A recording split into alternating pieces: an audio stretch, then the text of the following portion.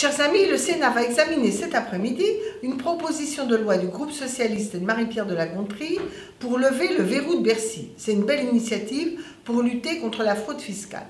Qu'est-ce que le verrou de Bercy? Le verrou de Bercy, c'est une exception française qui, là, pour le coup, n'est pas très positive. En France, contrairement à ce qui se passe dans d'autres pays, seule l'administration fiscale peut transmettre aux tribunaux des dossiers de suspicion de fraude fiscale.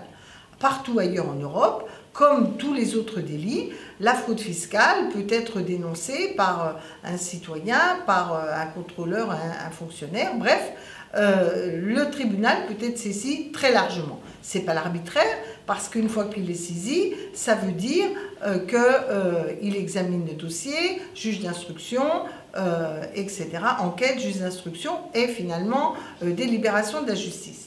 Alors pourquoi c'est important? D'abord parce qu'on n'est pas du tout sûr que tous les dossiers de fraude fiscale soient transmis au juge alors qu'elles devraient l'être. Et ensuite, c'est aussi selon que vous serez puissant ou misérable. Parce qu'on sait bien que la personne individuelle peu connue ou la petite société qui est qu'on suspecte de fraude fiscale va être pénalisée, tandis que la personne connue ou la grande société peut être passée entre les gouttes et l'administration peut être tentée de négocier. Donc nous avons besoin de cette égalité républicaine, de cette transparence qui aura un effet dissuasif sur la fraude. Alors cet après-midi, il va y avoir un vote.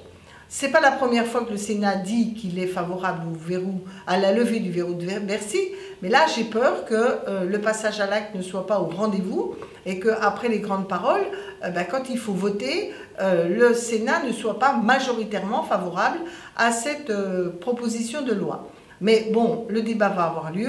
J'espère que d'ici là, les sénateurs vont se ressaisir.